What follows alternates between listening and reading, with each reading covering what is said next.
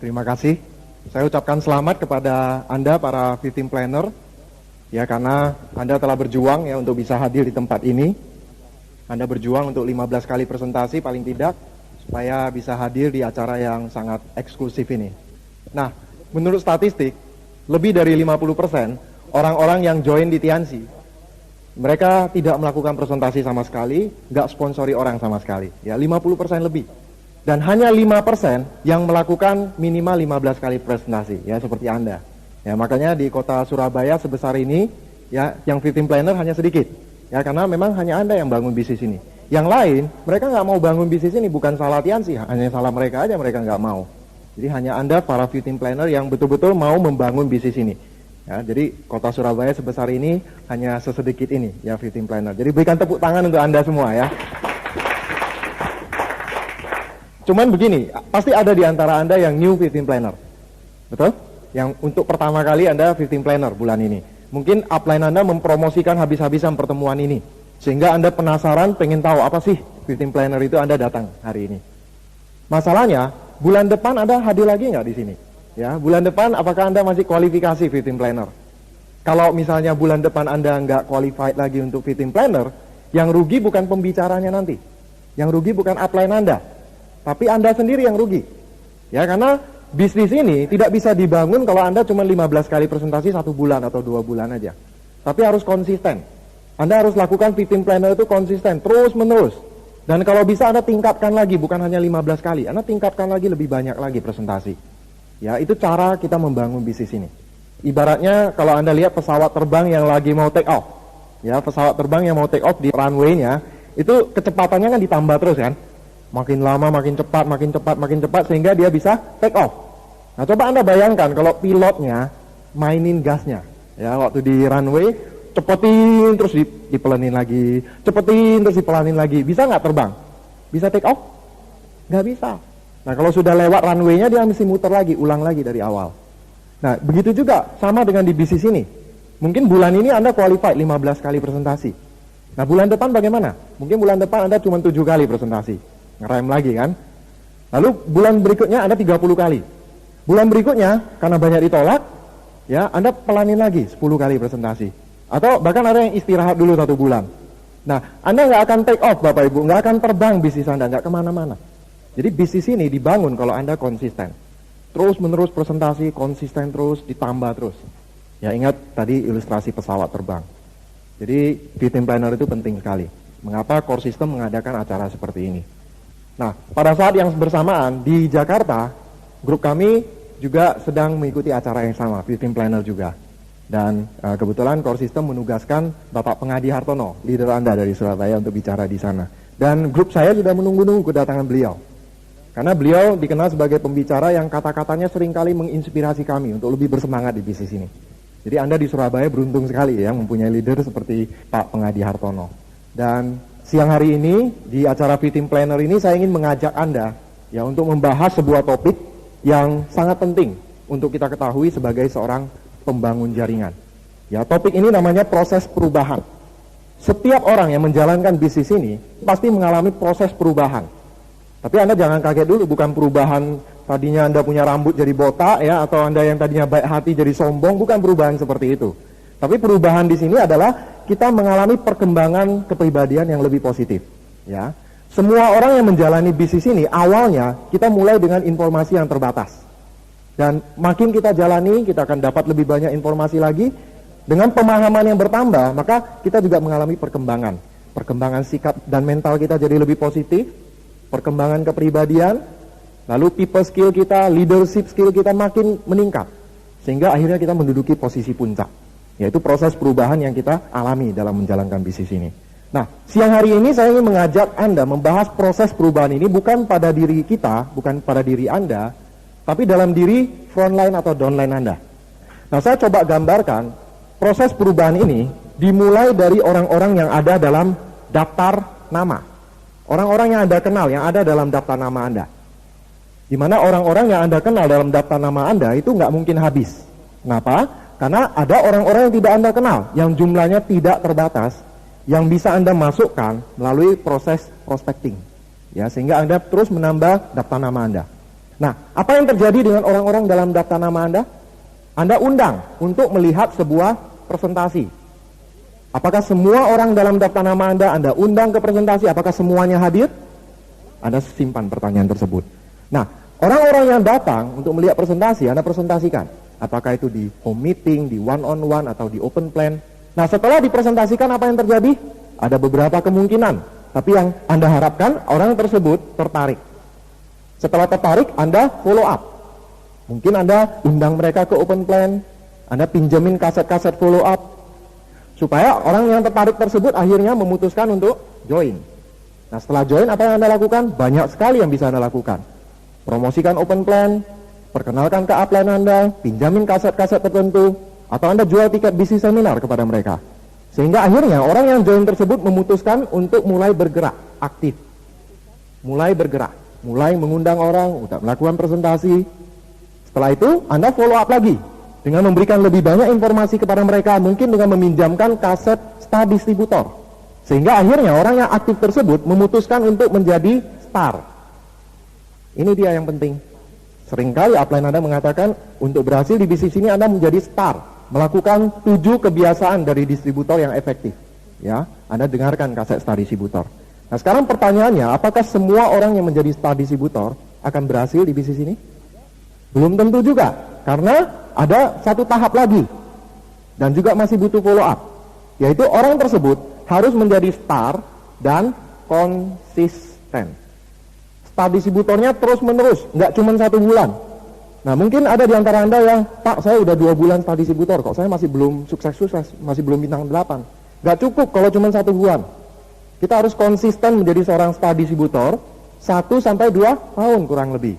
Jadi star distributor 1-2 tahun, kita bintang 8. Jadi nggak cukup cuma star distributornya 1 bulan. Nah, bisnis ini simpel sekali. Kalau Bapak Ibu bisa menemukan dari daftar nama Anda, melewati proses ini dan ketemu 4 orang yang mau menjadi star distributor dan konsisten, 1-2 tahun mereka bintang 8. Dan Anda Gold Lion.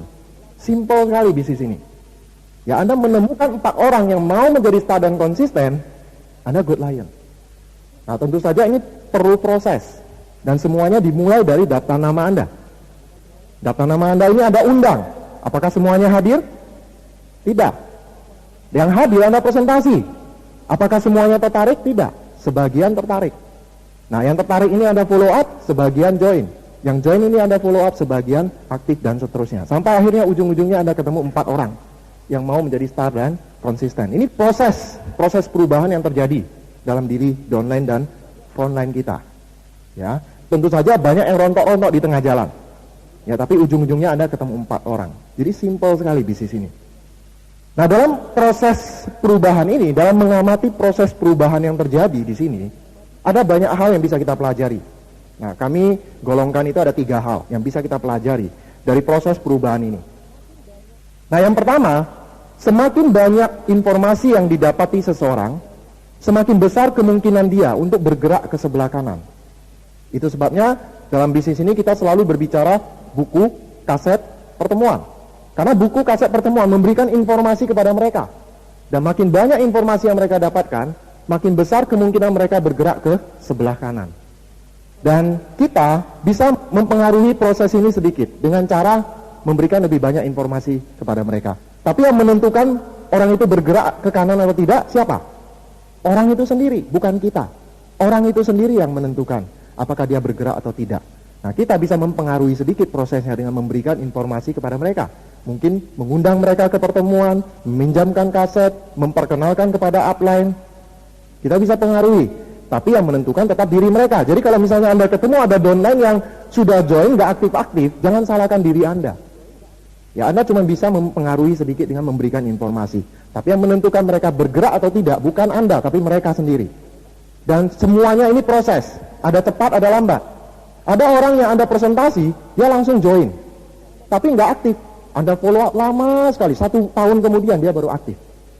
Ada juga orang yang Anda presentasi, tertarik, tapi Anda follow up, belum join-join juga. Mungkin 1 tahun, 2 tahun kemudian baru dia join. Tapi begitu join, 1 minggu kemudian dia langsung aktif. Langsung jadi star dan konsisten. Ya, itu semua proses. Ada yang cepat, ada yang lambat. Ya, jadi sekali lagi, makin banyak informasi yang didapatkan seseorang, makin besar kemungkinan dia bergerak ke sebelah kanan. Nah, hal kedua yang kita bisa pelajari dari proses perubahan ini, yang kedua adalah kita kenal yang namanya ada dua macam kerja. Kerja keras dan kerja pintar. Yang dimaksud kerja pintar di sini adalah kita pintar menggunakan alat-alatnya. Jadi ada kerja keras, ada kerja pintar. Nah, pada bagian awal Bapak Ibu kita kerja keras. Di bagian akhir kita perlu kerjanya pintar. Di sebelah kiri sini kita kerja keras. Anda undang orang sebanyak mungkin, ada presentasi sebanyak mungkin, ada follow up sebanyak mungkin. Awalnya kita kerja keras, tapi makin ke kanan kita perlu kerja pintar. Karena Anda bisa pengaruhi orang di sini di awal, tapi di sebelah sini Anda sulit sekali mempengaruhi orang. Saya ambil contoh begini, ada pertanyaan. Siapa di antara Bapak Ibu di sini yang punya frontline, orang yang join kepada Anda hanya gara-gara Anda teman dekatnya? Anda saudaranya, ya karena teman dekat ya udah join aja. Ada? Ada pasti, banyak. Ya kami sendiri banyak yang join hanya gara-gara teman aja. Nah sekarang pertanyaan berikutnya, ada nggak orang-orang yang join di bawah Anda gara-gara Anda teman dekatnya, mereka memutuskan untuk jadi star? Ya karena teman dekat ya udah saya star aja. Ada? Tidak ada. Ya, artinya kita bisa pengaruhi orang di sini untuk memaksa orang supaya dengerin presentasi bisa kan?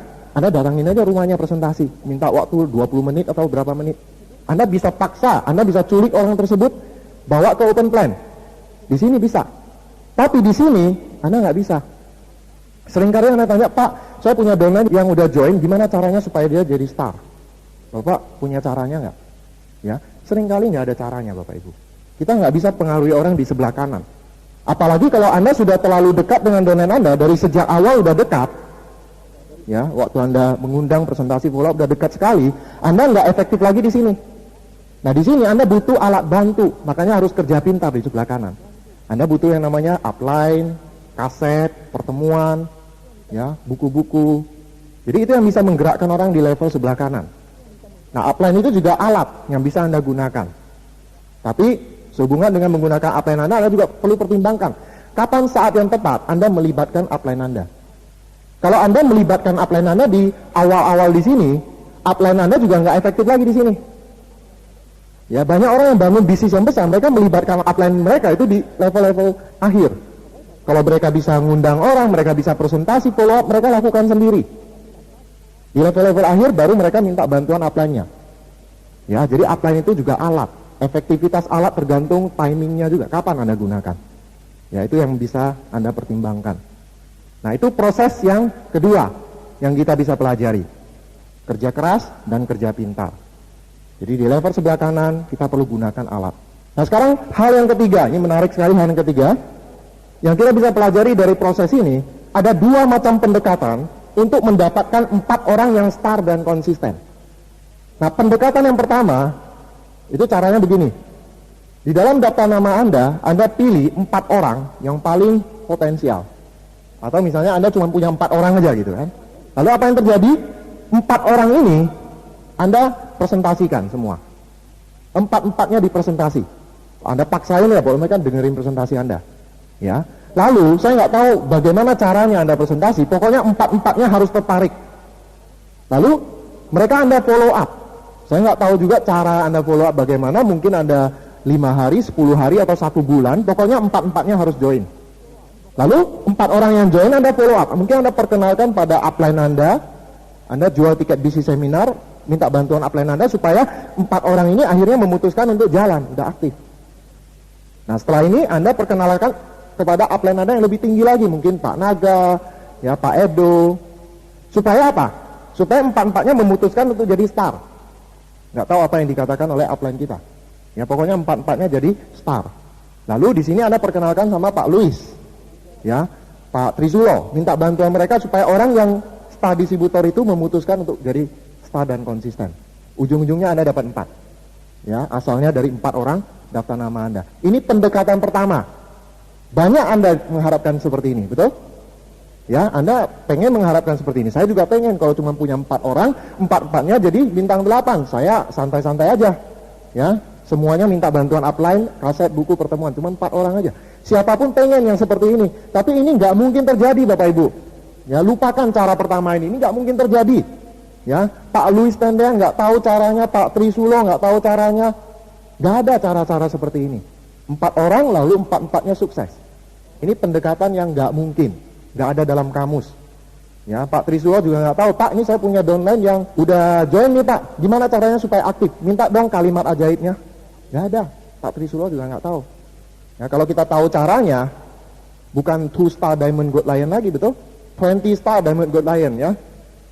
Jadi nggak ada cara pertama, ini pendekatan pertama lupakan. Nah sekarang kita bahas pendekatan yang kedua. Ya, pendekatan kedua itu cara bisnis ini dibangun. Untuk mendapatkan 4 orang yang star dan konsisten, Anda harus punya lebih banyak orang yang memutuskan untuk jadi star. Saya nggak tahu angkanya berapa, mungkin aja untuk mendapatkan 4, kita barangkali butuh 8 orang yang memutuskan jadi star. Lalu, supaya ada 8 orang yang jadi star, kita butuh lebih banyak orang yang aktif. Saya nggak tahu angkanya, barangkali 15 kali. Ya, seperti itu. Ini namanya bisnis permainan angka. Jadi nggak bisa Anda cuma 4 orang yang aktif, 4-4-nya star dan konsisten. Nggak bisa. Anda butuh lebih banyak lagi. Dan itu semua dimulai dari daftar nama Anda. Nggak cukup cuma 4 nama. Anda butuh lebih banyak. Barangkali 400. Ini hanya contoh aja ya Bapak Ibu ya. Nggak ada angka yang persis. Tapi ini hanya contoh. Anda punya 400 orang dalam daftar nama Anda. Semuanya Anda undang. Lalu yang datang mungkin cuma 200. Yang 200 lagi menghindar terus.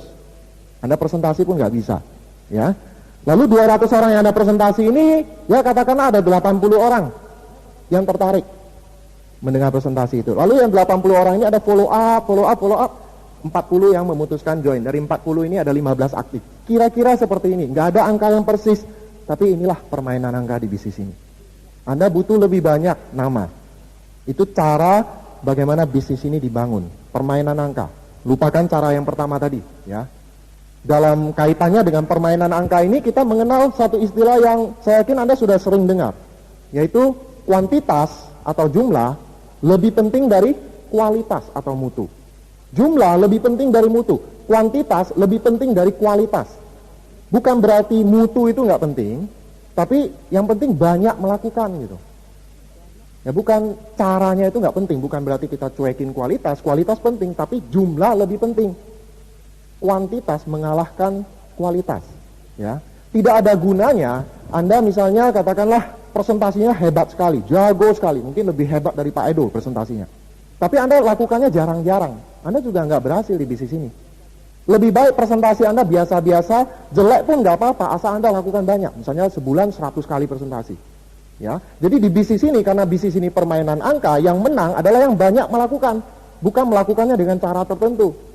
Memang betul kita punya sistemnya, kita punya core system, ada caranya. Tapi yang menang adalah yang banyak melakukan. Kuantitas lebih penting dari kualitas. Lagi pula kalau Anda banyak melakukan presentasi, kira-kira mutu Anda makin bagus ya? Makin bagus. Dengan Anda melakukan lebih banyak, Anda dapat mutunya kan begitu kan? Tapi nggak ada gunanya mutunya bagus, tapi Anda lakukannya sedikit. Anda lewatin aja sebanyak mungkin orang dalam proses ini. Makin banyak orang yang Anda lewati, makin besar kemungkinan, makin cepat kemungkinan ada ketemu 4 orang. Ya, itu bagaimana bisnis ini dibangun. Jadi kuantitas itu lebih penting. Makanya di bisnis ini fokus kita itu adalah jumlahnya. Lakukan lebih banyak, fokusnya pada hal-hal yang menyangkut jumlah. Ya, lebih baik jumlahnya yang banyak. Ya, kuantitas lebih penting dari kualitas. Nah, sekarang apakah Anda fokusnya pada kuantitas atau fokusnya pada kualitas? Nah, ini ada beberapa contoh kasus yang bisa Anda coba pikirkan. Apakah Anda selama ini fokusnya pada jumlah atau pada mutu? Ya, biasanya orang baru di bisnis ini fokusnya mutu, ya. Maka Anda sering dengar ada orang-orang yang mengatakan, saya kalau belum bisa menguasai presentasi, saya belum mau presentasi. Ya, mereka fokusnya pada mutu. Padahal mutu itu baru bisa kita dapatkan kalau kita lakukan dulu, jumlahnya dulu banyak, ya. Nah, sekarang coba, ada beberapa kasus yang Anda bisa pertimbangkan. Contohnya misalnya ini, upline Anda berjanji untuk membantu Anda melakukan home meeting untuk grup Anda. Tiba-tiba upline Anda berhalangan. Apakah Anda membatalkan presentasinya? Atau Anda jalan sendiri, Anda yang presentasi? Kalau Anda batalkan, Anda fokusnya pada kualitas. Tapi kalau Anda jalankan terus, Anda fokusnya pada kuantitasnya, jumlahnya. Harusnya kita fokusnya pada jumlahnya. Nah, contoh lain, core system mengajarkan kita, menganjurkan kita untuk mengadakan phone session. Pada waktu downline kita melakukan home meeting, untuk mengundang orang, kan disarankan pakai phone session ya. Phone on tree bahkan, ya, jadi kita membantu, kita ikut terlibat membantu downline kita untuk mengundang orang, yaitu namanya phone on tree. Nah, sekarang gini, kalau Anda masih baru di bisnis ini, misalnya Anda baru bintang 3, bintang 4, bintang 5, apakah Anda berani nggak melakukan phone on tree dengan downline Anda yang mau home meeting? Atau Anda menunggu leader Anda yang bintang 7, bintang 8 melakukan phone on tree di sana? Kalau Anda menunggu leader Anda yang bintang 7, bintang 8, Anda fokusnya pada kualitas. Tapi kalau Anda yang lakukan sendiri, Anda fokusnya pada jumlah. Ya. Lalu mengenai contact tape, seringkali Anda meminjamkan contact tape, Anda menggunakan pihak ketiga. Misalnya seorang mahasiswa pinjemin ke dosennya, dia bilang, Pak dosen, saya punya kenalan teman seorang pengusaha yang lagi ekspansi bisnis di Surabaya, dan kebetulan beliau lagi cari partner, carinya sih dosen gitu, dan saya udah ceritakan Bapak kepada teman saya, dan beliau tertarik pengen ketemu dengan Bapak. Cuman saya nggak tahu Bapak tertariknya dengan bisnisnya. Ini ada kasetnya Pak, proposal bisnisnya. Bagaimana kalau Bapak luangkan waktu 15 menit untuk dengarkan konsep ini? Kalau Bapak tertarik, saya atur waktu untuk ketemu dengan teman saya ini. Ya, Anda pinjamkan kan? Dengan menceritakan pihak ketiga. Lalu dosen Anda tiba-tiba tertarik. Hubungi Anda, bisnisnya gimana sih? Saya penasaran. Nah, apakah Anda langsung presentasi atau Anda menunggu upline Anda untuk presentasi buat Anda? Kalau Anda menunggu upline Anda fokusnya pada kualitas. Tapi kalau Anda yang lakukan sendiri, Anda fokusnya pada kuantitas. Ya, contoh lain, misalnya Anda melakukan home meeting di tempat downline Anda, lalu pas hari itu Anda datang ke sana, ternyata nggak ada yang datang. Nah, pertanyaan apa yang Anda ajukan kepada tuan rumah downline Anda ini? Kalau Anda tanya, Pak, Bapak ngundangnya caranya gimana sih? Kalau Anda tanya seperti itu, Anda fokusnya kualitas. Tapi kalau Anda tanya, Pak, berapa sih yang Anda undang? Anda fokusnya jumlah. Harusnya tanyanya jumlah. Kalau saya selalu tanya jumlah. Bahkan pada waktu mempersiapkan home meeting, saya selalu tekankan kepada downline saya yang mau home meeting, Pak, kalau ruang tamu Bapak muatnya 10 orang, Bapak undang 25 ya Pak ya. Kasih tahu angkanya. Ya, karena orang baru kalau ruang tamunya muat 10, dia undang juga 10 aja gitu. Jadi fokus kita adalah jumlah. Kalau kita fokusnya pada kualitas, kita buang-buang waktu. Buang-buang waktu. Misalnya mau presentasi dosen yang tertarik gara-gara contact tape aja, kita mesti nunggu upline kita punya waktu. Kan habis-habis waktu kan? Langsung aja presentasi. Jangan buang-buang waktu. Lebih baik ngundang yang banyak aja. Ya, yang penting jumlah. Ya, ada yang konsultasi, grup saya konsultasi kepada saya, Pak, kenapa saya nggak ketemu orang yang mau jalan ya? Saya tanya apa? Pertama-tama, bulan ini kamu presentasi berapa banyak? Selalu jumlah. Udah silver planner belum? Udah gold planner belum? Kalau orang yang melakukan jumlah presentasinya banyak, katakanlah 60 kali presentasi per bulan, nggak mungkin dia ngeluh. Yang ngeluh itu banyak yang presentasinya di bawah 15 kali. Ya. Kalau Anda presentasi 60 kali, saya yakin Anda nggak banyak ngeluh. Di sini permainan angka. Jumlah itu lebih penting dari kualitas. Nah sekarang, banyak juga orang yang bertanya, ini pertanyaan yang paling sering saya dengar, Pak, saya punya satu orang nih, daftar nama, prospek saya, ini ada satu orang potensial sekali Pak. Sudah saya presentasi, tapi masih belum tertarik Pak. Gimana caranya Pak? Saya juga nggak tahu caranya gimana. Ya. Ada nggak Pak kata-kata saktinya itu? Supaya orang tersebut yang tertarik join. Nggak ada. Atau Pak, saya punya 5 orang yang aktif, tapi nggak ada yang mau start. Gimana Pak caranya? Supaya mereka mau start. Ya nggak ada caranya. Anda perlu lebih banyak orang yang aktif, gitu aja. Kalau misalnya 5 belum ada yang aktif, coba tambah lagi 5 orang yang aktif lagi. Nah, atau banyak juga pertanyaan seperti ini, Pak, saya punya 50 orang total dalam grup saya. Tapi yang net fee cuma 5. Gimana caranya supaya saya punya 25 net fee? Caranya apa? Gedein grupnya. Kalau 50 dapat 5, supaya dapat 25, grupnya harus berapa? 250 kan? Jadi gampang, sederhana. Perbanyak aja grupnya gitu. Di sini permainan angka, nggak ada kalimat sakti, nggak ada kata-kata ajaib supaya orang itu mau bergerak dari satu level ke level berikutnya. Nah, contact tape adalah sebuah cara di mana kita bisa memahami permainan angka. Ya, contact tape ini hubungannya erat sekali dengan permainan angka di bisnis ini. Nah, saya ingin tahu ada nggak di antara Bapak Ibu yang memiliki contact tape? Saya nggak tahu jumlahnya berapa, tapi mungkin Anda cuma pinjamin ke 5 orang, nggak ada hasil lalu berhenti. Menganggap kaset ini nggak bekerja. Ada? Saya rasa ada. Gitu. Nyebarin 5 nggak ada hasil, berhenti. Nah, contact tape ini Bapak Ibu, ini baru bekerja kalau disebarkannya banyak. Makanya cara menggunakan contact tape cuma satu caranya. Apa? Sebarkan yang banyak. Kalau kita mau mendapatkan hasil dari contact tape, sebarkan yang banyak. Nggak bisa cuma sebarkan 5, 10, nggak ada hasil berhenti. Nggak bisa. Ya, keberhasilan dari kontak tip tergantung jumlah yang Anda sebarkan. Bukan cara Anda meminjamkannya. Apa yang Anda katakan, bukan. Tapi jumlah yang Anda sebarkan. Tapi mengenai kontak tip ada juga yang aneh-aneh. Ada yang bilang, Pak, saya sudah sebarkan yang banyak kontak tip ini. Tapi nggak ada yang tertarik juga. Terus saya bilang, presentasinya berapa kali? Anda jumlahnya sebarkan berapa? Udah 40, Pak. Terus presentasinya berapa? Belum, Pak. Karena ternyata dia cuma sebarin, tapi nggak pernah diteleponin. Berharap orang yang telepon balik ke dia. Itu juga cara yang salah. Contact tape nggak bekerja dengan cara itu. Contact tape nggak bisa mensponsori orang. Ya, kalau kita mau mensponsori orang, caranya apa? Presentasi dan follow up.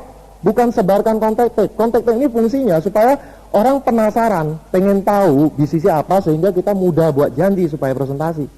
Jangan cuma dipinjamkan tapi nggak pernah diteleponin kembali. Atau berharap orangnya yang telepon. Jangan.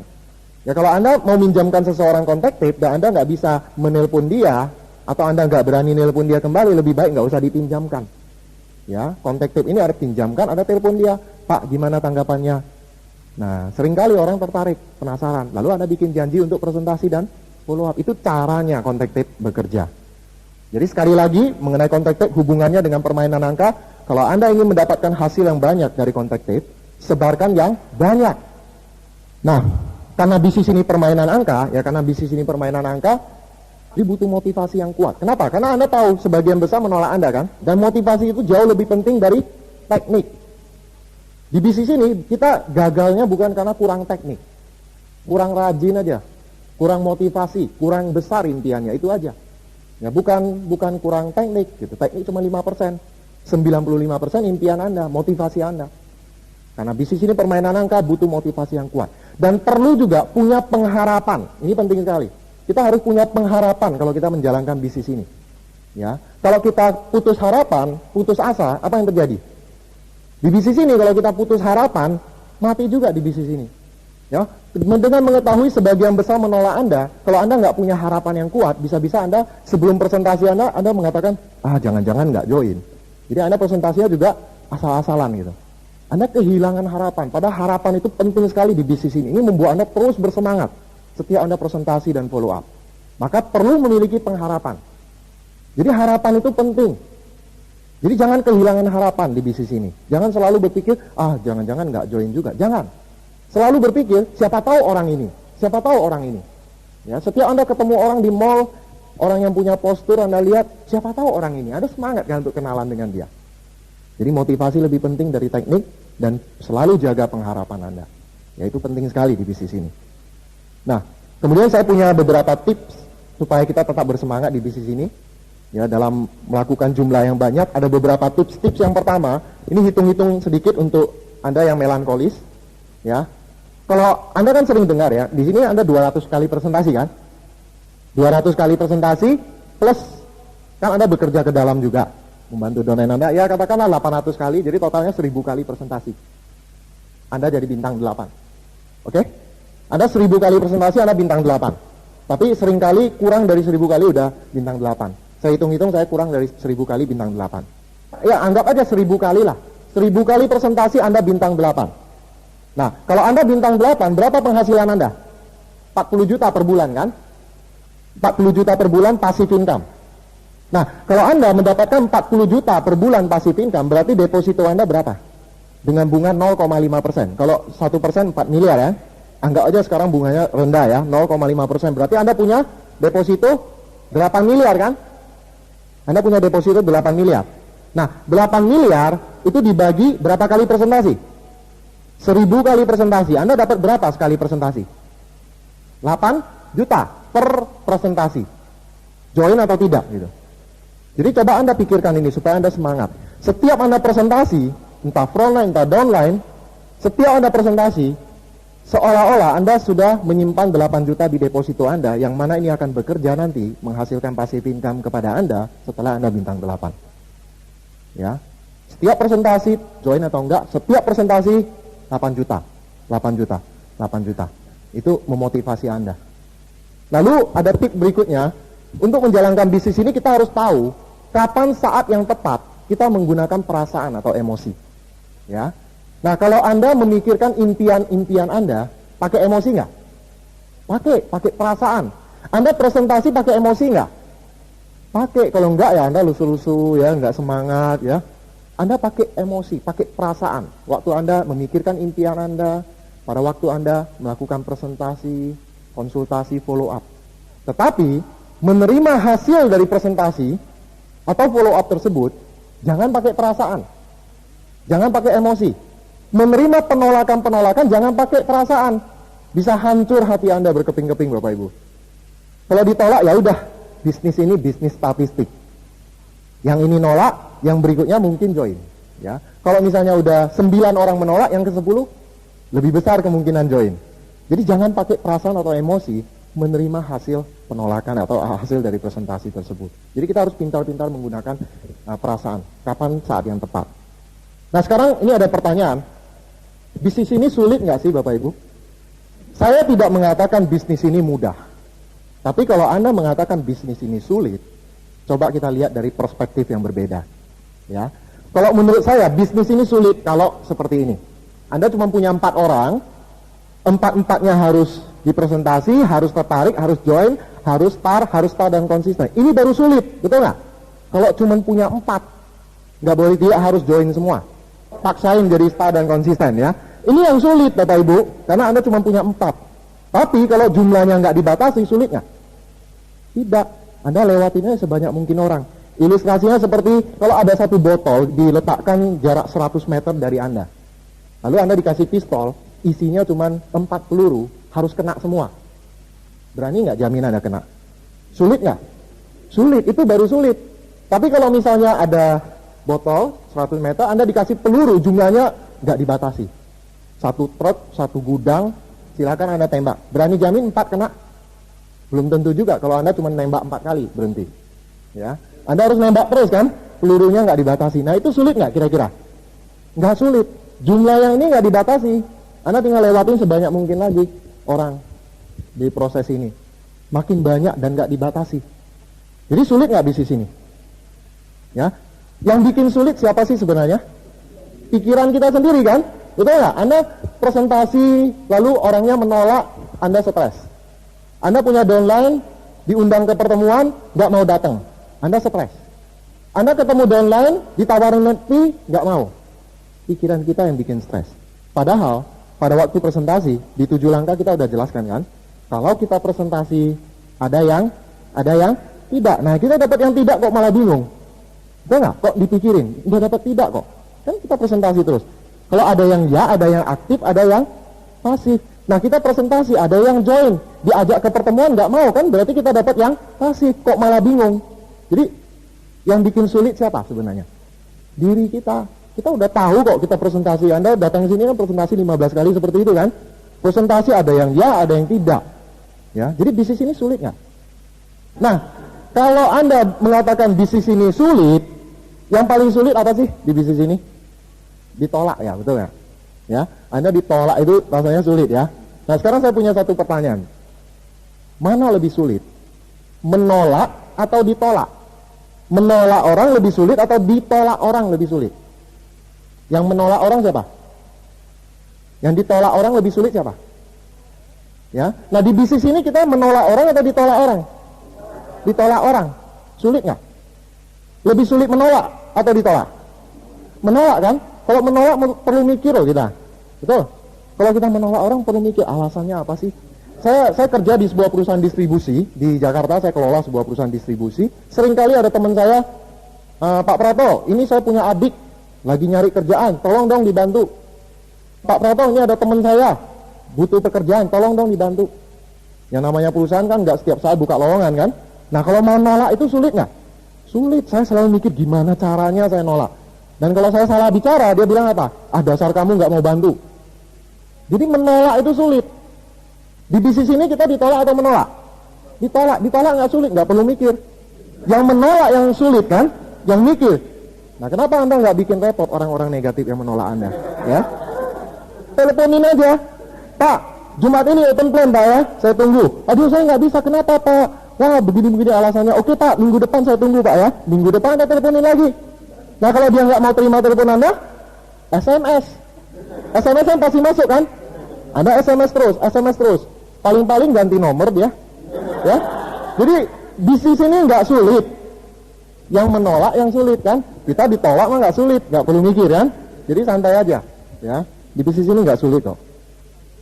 Dan perlu satu yang kita pelajari bahwa bisnis ini seperti roller coaster. Naik turun ya, sama seperti grafik jantung di ruang ICU lah ya. Naik turun. Itu tandanya apa? Hidup kan? Kalau garisnya udah lulus, itu mati. Di bisnis ini sama. Kalau bisnis kita hidup itu naik turun. Itu artinya apa? Mood kita, stres kita itu naik turun di bisnis ini. Maka Anda jangan kaget, jangan berharap mulus-mulus, nggak ada kendala, nggak ada stres. Kalau Anda nggak ada stres, berarti Anda nggak bekerja. Kurang banyak kerjanya. Ya, sahabat seperti garis lurus ini. Bisnis Anda akan mati. Harusnya naik turun. Anda semangat, lalu tiba-tiba down. Semangat lagi, down. Contohnya begini, Anda presentasi ke teman Anda. Ya, teman Anda yang Anda pikir ini potensial sekali. Anda presentasi dan dia memutuskan, oke, saya tertarik sekali, saya akan datang open plan. Anda semangat kan? Grafik Anda naik. Di open plan, dia nggak datang. Turun lagi, Anda telepon nggak angkat. Di open plan, yang lain pada semangat, Anda duduk di pojok. Ya, murung, ya sedih, karena turun. Ya, prospek yang potensial nggak datang. Lalu pulangnya, teman Anda telepon, sorry ya, tadi saya nggak bisa datang karena ada alasan keluarga, bla bla bla bla. Tapi saya pasti kok positif di bisnis ini. Dan saya sudah ketemu 2 orang teman yang juga mau join. Ya, Jumat depan saya datang. Ada semangat lagi kan?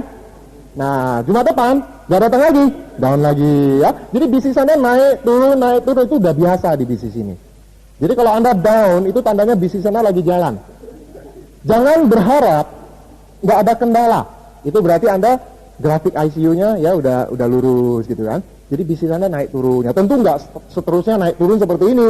Betul nggak? Kalau naik roller coaster misalnya 1 hari seperti ini, mati semua kan. Naik turunnya ya ada waktunya. Setelah bisnis Anda stabil, jalannya lurus ya. Sama seperti Pak Luis ya, Pak Trisulo. Mereka sudah grafik bisnisnya udah lurus ya. Yang menolak juga udah nggak mereka pedulikan ya. Nah, awal kita bangun bisnis ini seperti roller coaster. Naik turun. Ya, antisipasi kendala-kendala itu. Hambatan-hambatan itu memang kita perlukan. Anda tahu nggak? Stres yang kita alami, penolakan, kesulitan-kesulitan, mungkin ada downline yang tadinya semangat tiba-tiba mundur, ya itu kan membuat Anda stres kan? Nah, itu semua ada gunanya loh Bapak Ibu. Itu semua memproses kita. Kita diproses supaya menjadi orang yang lebih matang, lebih sabar, lebih kuat. Sebagai pemimpin yang lebih memahami nanti grup Anda. Ya, kalau misalnya Anda nggak pernah ditolak, tiba-tiba grup Anda sudah besar, downline Anda bilang, Pak, saya kemarin ditolak, gimana Pak? Nggak tahu tuh, saya belum pernah. Ya, Anda nggak akan bisa membantu downline Anda, karena Anda sendiri belum pernah diproses seperti itu. Proses itu perlu. Ya, kesulitan-kesulitan kalau Anda hadapi, jangan mengeluh. Itu ada hikmahnya semuanya. Ada hikmah setiap kendala yang kita alami di bisnis ini. Ya, kendala-kendala, ini downline saya yang aktif kok udah mundur, ya. Ini prospek yang saya udah presentasi mau datang ke open plan kok nggak datang-datang, ya. Penolakan. Nah, itu semua ingat Bapak Ibu selalu ada hikmahnya. Siapa tahu ini menempa kita lebih kuat supaya kita menjadi pemimpin yang lebih kuat. Jadi bertahan terus Bapak Ibu. Ya, dan kita perlu mengantisipasi kesulitan-kesulitan atau kendala-kendala di bisnis ini.